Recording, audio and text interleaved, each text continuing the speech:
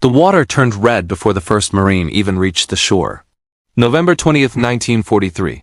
WWII Island, Tarawa Atoll. 76 hours that would redefine the meaning of courage in modern warfare. When the assault began at dawn, military planners had predicted the island would fall in a matter of hours. Instead, they were about to witness something that would haunt the Marine Corps for generations. A beach so deadly that men drowned standing up, weighed down by their own equipment in 3 feet of water they couldn't cross. The Marines climbing into their landing craft that morning had no idea they were heading into a perfect storm of military miscalculation. Naval intelligence had promised them the reef surrounding Tarawa would be deep enough for their Higgins boats to pass over at high tide. They were wrong. The bombers had assured them that nothing could survive the unprecedented 3,000 tons of explosives dropped on the tiny island. They were catastrophically wrong. And command had told them the Japanese garrison was demoralized and ready to surrender. That might have been the most dangerous miscalculation of all. WWII Island measured less than 3 miles long and barely 800 yards at its widest point. You could walk its entire length in 40 minutes. But Admiral Kizi Shibasaki had transformed this sliver of coral into something unprecedented in Pacific warfare, a fortress so thoroughly prepared for invasion that he had boasted to his men that 1 million Americans could not take it in 100 years. He had 4 years to prepare, and he had used every single day. The statistics alone should have warned them. 450 reinforced pillboxes, 14 coastal defense guns, 40 artillery pieces, over 30 medium tanks buried hull deep in the sand, nearly 500 machine gun positions, many of them protected by coconut logs and concrete so thick that direct naval shells couldn't penetrate them, and 4,500 Japanese soldiers who had spent those 4 years training for exactly this moment, living underground in a maze of bunkers connected by tunnels, supplied with enough ammunition and water to fight for weeks. But numbers don't tell you what it felt like to be 19 years old, sitting in a landing craft, watching the massive naval bombardment light up the horizon like a false sunrise. They don't capture the confidence that came from seeing battleships and cruisers pump shell after shell into that tiny island, watching the palm trees disintegrate and the sand itself seem to boil under the explosive fury. Every Marine in those boats had to believe that nothing human could survive what they were witnessing. Private First Class Robert Sherrod, a war correspondent making the landing with the Marines, would later write that the bombardment was the most beautiful and terrible thing he had ever seen. Beautiful because of its raw, destructive power. Terrible because of what it promised. But as the landing craft began their run to shore, as the naval guns fell silent to let the bombers make their final runs, something impossible happened in those few minutes of quiet. The island fought back. The first Marine to die at Tarawa was killed before his boat even approached the reef. A single Japanese shell, fired from a position that should have been obliterated, found a landing craft and turned it into floating wreckage and screaming men. Then another shell. And another. The perfect fortress had survived the perfect bombardment, and Admiral Shibasaki's men were emerging from their underground shelters, taking their positions, preparing to exact a price in blood that would shock America. When the first wave of Higgins boats hit the reef hundreds of yards from shore, the Marines discovered the truth about the tides. The boats couldn't cross. The water was too shallow. And between them and the beach lay a shooting gallery unlike anything in the history of warfare. Men began climbing out of the boats into waist-deep water, holding their rifles above their heads, trying to wade through coral that tore at their legs and water that seemed to grab them like hands. Some carried 70 pounds of equipment. Some carried flamethrowers. Some carried radios that would be useless within seconds of hitting the water. The Japanese gunners had spent years preparing for exactly this moment. They had measured the distances, marked the fields of fire, pre-positioned ammunition. They had built their weapons emplacements to cover every inch of that reef approach, creating overlapping fields of fire that turned the water into a killing zone with no cover, no escape, no mercy. The Marines began to die in ways that would be impossible to explain to anyone who wasn't there. Some were hit immediately and disappeared beneath the water, pulled down by their equipment. Others made it 20 yards, 50 yards, struggling through water that resisted every step while machine gun bullets churned the surface around them. A few made it almost to shore before Japanese artillery, pre-sighted on the beach itself, found them. And the ones who did reach the beach discovered there was no safety there either, just a 4-foot seawall and beyond it, the waiting guns. This is the story of how they survived. Not all of them, more than 1,000 Marines would die on Tarawa, with another 2,000 wounded in 76 hours of fighting. But enough of them. Enough to take that island despite odds that should have made it impossible. This is about the human capacity to endure the unendurable, to find courage in the moment when courage seems like madness, and to keep moving forward when every instinct screams to stop, because that's what they did. In water that turned red with their blood, under fire that never seemed to stop, the Marines kept coming.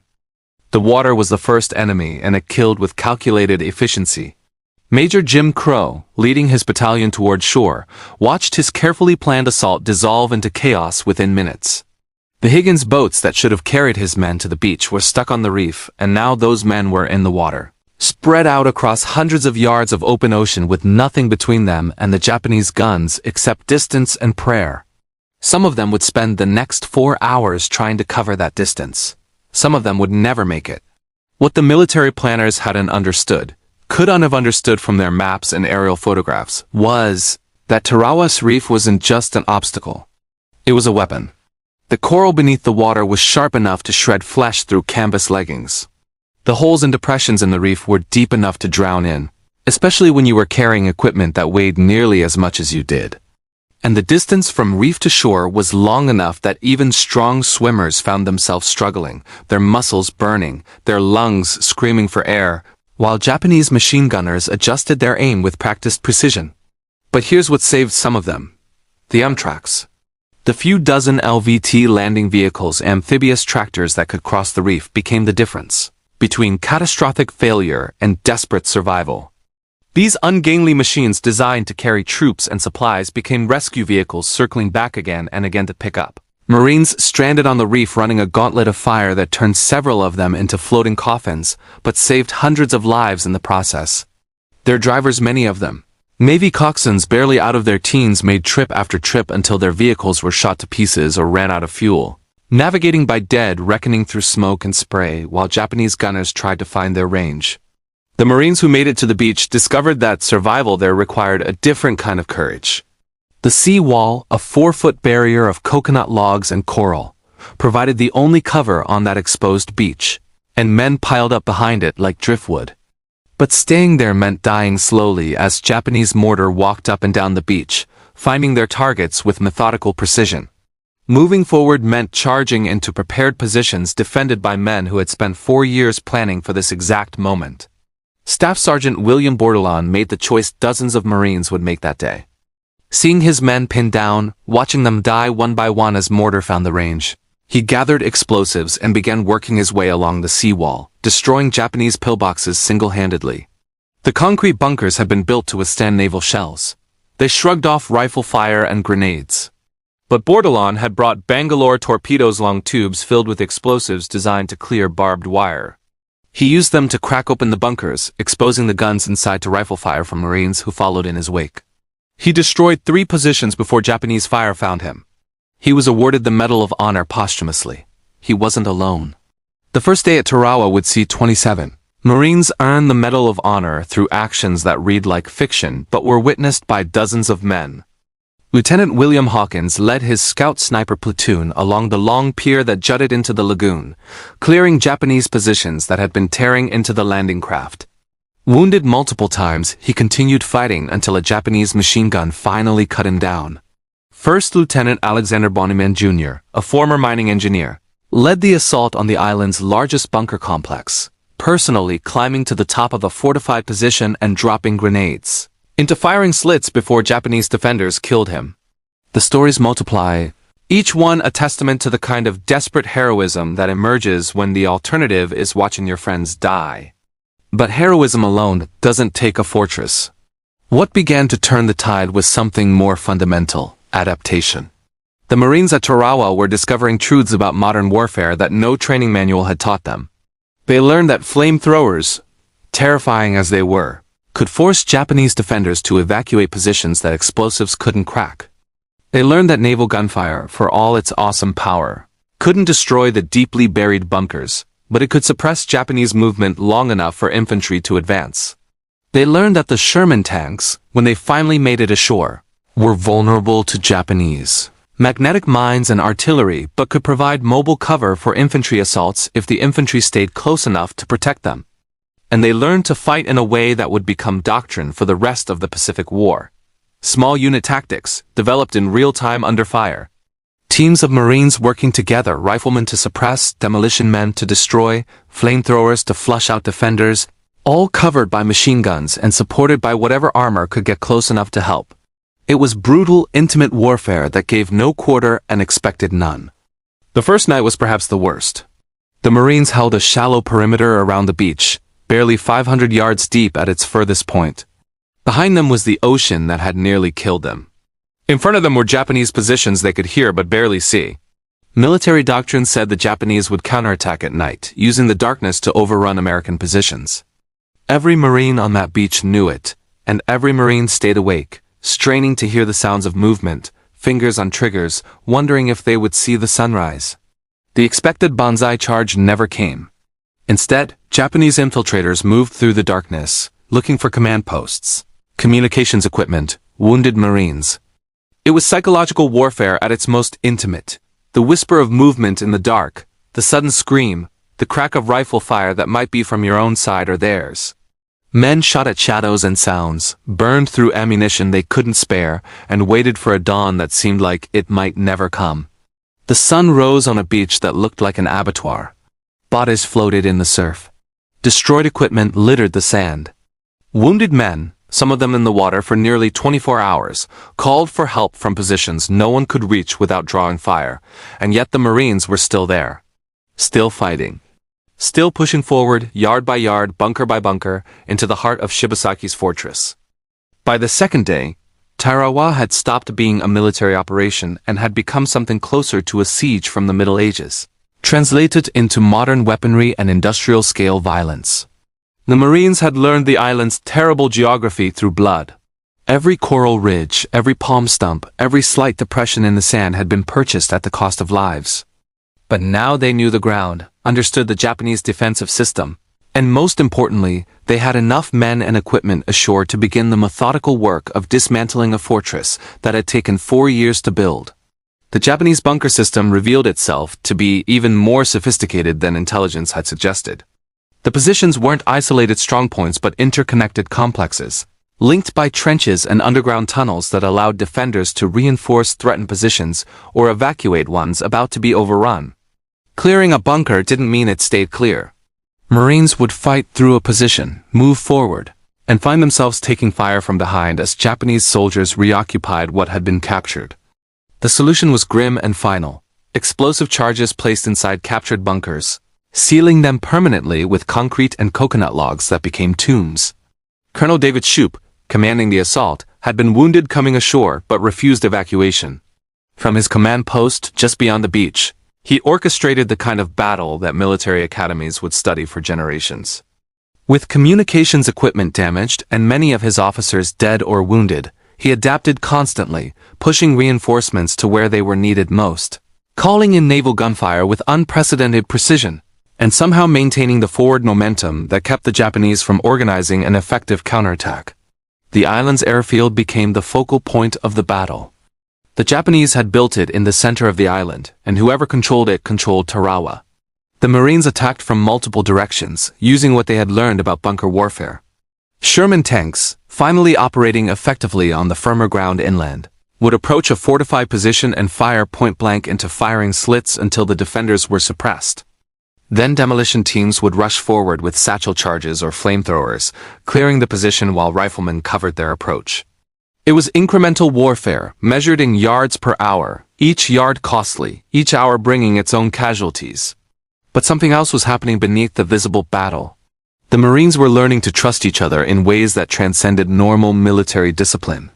When a demolition man exposed himself to plant charges on a bunker, the riflemen covering him weren't following orders, they were protecting a brother. When a corpsman ran into fire to reach a wounded Marine, other men would lay down suppressing fire not because the manual said to, but because that's what you did. The bonds formed in that crucible would last lifetimes, and they were being forged in moments of absolute terror and absolute trust. Private First Class Robert Sherrod, still documenting the battle, Watched a young Marine he could have been more than 18 charge a Japanese machine gun position armed only with a rifle. The position was in a reinforced bunker that had stopped an entire platoon's advance. The Marine didn't slow down, didn't take cover, just ran straight at the firing slit while bullets tore up the sand around him. He got close enough to push his rifle into the bunker and empty his magazine, killing the crew inside. When Sherrod asked him later why he did it, the Marine seemed confused by the question. "They were killing my friends," he said, as if that explained everything. Perhaps it did. The second night brought a new horror. The Japanese, recognizing that their fortress was being taken apart piece by piece, began launching small-scale counterattacks designed not to retake ground but to inflict maximum casualties. Squads of Japanese soldiers would emerge from hidden positions after dark, attacking American positions with grenades and bayonets before fading back into the darkness or fighting until they were killed. These weren't banzai charges. They were calculated raids by men who knew the island better than the Americans did and were willing to trade their lives for a handful of Marine casualties. The Marines countered with something the Japanese hadn't expected. They stopped trying to hold every yard of captured ground and instead created defensive positions in depth. When Japanese raiders overran an outpost, they found themselves caught between Marine positions with nowhere to retreat. Machine guns firing pre-planned patterns in the dark, illuminated by flares that turned night into a stuttering twilight. It was brutal calculus, and it worked. By the third night, the Japanese raids had largely stopped not because they had given up, but because they had run out of men to send. Admiral Shibasaki, who had boasted about his impregnable fortress, was killed on the second day. The exact circumstances remain unclear. Some accounts say naval gunfire. Others say a Marine assault on his command bunker, but with his death, the Japanese defense lost its coordinating intelligence. Individual positions continued to fight with suicidal determination, but the sophisticated interlocking defense began to break down. Bunkers that might have supported each other instead fought in isolation, making them vulnerable to the tactics the Marines had developed. By the end of the third day, the Marines controlled most of the island. But control is a deceptive word at Tarawa. They held the ground, but Japanese defenders remained in dozens of bunkers, refusing to surrender, continuing to fight until they were killed. Each one had to be reduced individually, a process that consumed grenades, flamethrower fuel, explosive charges, and lives. Marines who had survived the beach landing the first day's slaughter and 2 nights of raids died, clearing bunkers that held 3 or 4 Japanese soldiers who knew they were going to die but intended to take Americans with them. The mathematics of Tarawa were becoming clear, and they were sobering. This tiny island, which you could walk across in less than an hour, had cost more Marine casualties than the entire Guadalcanal campaign. But it had also proven something crucial. Fortified positions could be taken. The lessons learned here, the tactics, the equipment, the terrible knowledge of what worked and what didn't would save thousands of lives at Iwo Jima, Peleliu, and Okinawa. The Marines who survived Tarawa were paying tuition in blood for knowledge that the Corps would use for the rest of the war. On the morning of the 4th day, November 23, 1943, organized Japanese resistance on WWII Island ended. It didn't stop. Organized resistance doesn't describe what happened there. It simply ended, position by position, bunker by bunker, until the island fell silent, except for the sound of waves and the moans of wounded men. The final count was staggering. In 76 hours of fighting, 1,009 Marines and 687 Navy personnel had been killed. Another 2,101 were wounded, many of them crippled for life. The entire Japanese garrison, 4,690 soldiers and Korean laborers, was effectively wiped out. Only 17 wounded Japanese soldiers and 129 Korean laborers survived to become prisoners. Everyone else died where they stood. But numbers, again, don't tell the real story. The real story is in what those Marines carried away from Tarawa that couldn't be measured in casualties or medals or yards of ground captured. Colonel David Shoup, who would later become Commandant of the Marine Corps, wrote in his after-action report that Tarawa had taught the Marine Corps more about amphibious assault than the previous 50 years of theoretical planning. The lessons were written in blood, but they were comprehensive. Future invasions would have better reconnaissance of reef conditions. Landing craft design would improve. Naval bombardment would be longer and more accurate. Communication equipment would be waterproofed. Medical evacuation procedures would be revolutionized.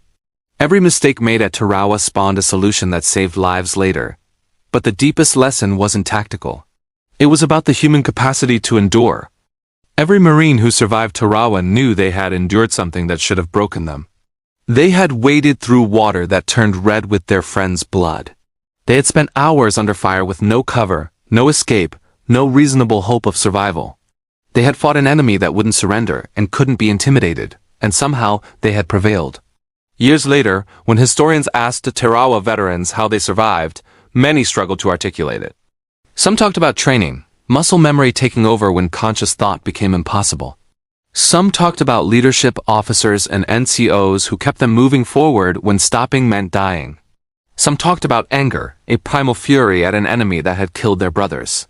But most talked about the men beside them, the knowledge that you couldn't quit because quitting meant abandoning them. Private First Class Robert Sherrod, who had documented the battle with unflinching accuracy, wrote that Tarawa had changed how he understood courage. Before the battle, he thought courage was the absence of fear. After Tarawa, he knew courage was continuing to function despite fear so overwhelming it should have been paralyzing. He had watched 19-year-old kids perform acts of heroism that would have seemed absurd if they were unwitnessed by dozens of men. And he had watched those same kids shake uncontrollably afterward, their bodies catching up to the terror their minds had suppressed. The American public's reaction to Tarawa was complex and lasting. When the first photographs and film footage reached home, images of bodies floating in the surf, Marines lying dead on the beach, the shocking intimacy of modern warfare, there was outcry. Politicians demanded explanations. Parents demanded to know why so many had died for such a tiny island. The Marine Corps found itself defending the assault, explaining strategic necessities to a public that saw only the cost. But the veterans of Tarawa understood something the public couldn't. The island itself wasn't the objective. The knowledge was. Every lesson learned at Tarawa would be applied at the next island, and the next.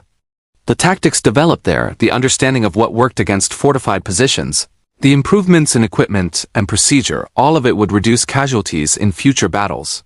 The Marines who died at Tarawa weren't wasted. They were the terrible price of learning how to fight a kind of war the world had never seen before. In the years after the war, Tarawa faded from public consciousness in a way that Iwo Jima and Guadalcanal never did. Perhaps it was too brutal, too concentrated, too difficult to fit into comfortable narratives about heroism and victory. But for the Marines who were there, it remained the defining experience of their lives. They would gather at reunions, old men now, and remember the boys they had been and the friends they had lost on that tiny island most Americans had never heard of. One Tarawa veteran, speaking at a memorial service decades later, said something that captured what that battle had meant. We didn't know if we were brave or just too scared to stop moving. We didn't know if we were heroes or just lucky. All we knew was that when it mattered most, we didn't quit. And neither did the men beside us. That's what Tarawa was. That's what we survived. The beach at WWII Island today is quiet. The fortifications are still there, slowly being reclaimed by jungle and tide. Rusted weapons poke through the sand. Crabs scuttle through bunkers where men fought and died. The reef that killed so many Marines still surrounds the island, sharp coral barely visible beneath clear water that no longer runs red. But if you stand on that beach at dawn when the light is right, you can almost see them, the landing craft stuck on the reef. The Marines wading through the water, the impossible courage of men who kept coming despite knowing what waited for them. The bloodiest beach in history has been reclaimed by peace, but its lessons remain etched in the institutional memory of the United States Marine Corps and in the fading memories of the few veterans who remain. Tarawa proved that fortified islands could be taken, but only at tremendous cost. It proved that American forces could adapt and overcome even the most carefully prepared defenses. It proved that there are limits to what naval bombardment and air power can accomplish against determined defenders in prepared positions. And most importantly, it proved that ordinary young men, when pushed beyond the limits of human endurance, are capable of extraordinary things. That's how they survived the bloodiest beach in history. Not through perfect planning or superior firepower or technological advantage, though all those things helped. They survived through the fundamental human capacity to endure the unendurable, to find courage in the darkest moments, and to keep moving forward when every instinct screams to stop. They survived because they had each other and because quitting would have meant betraying the men beside them. The Marines who waded through that red water carried Tarawa with them for the rest of their lives. But they also carried something else, the knowledge that they had faced the worst war could throw at them and had not broken. That knowledge, purchased at such terrible cost on a tiny island most people will never hear about, defined a generation and shaped the Marine Corps into the force it would become. 76 hours, 1,000 Marines dead, and lessons written in blood that would save thousands of lives in the battles yet to come. That was Tarawa. That was the bloodiest beach in history. And that was how they survived.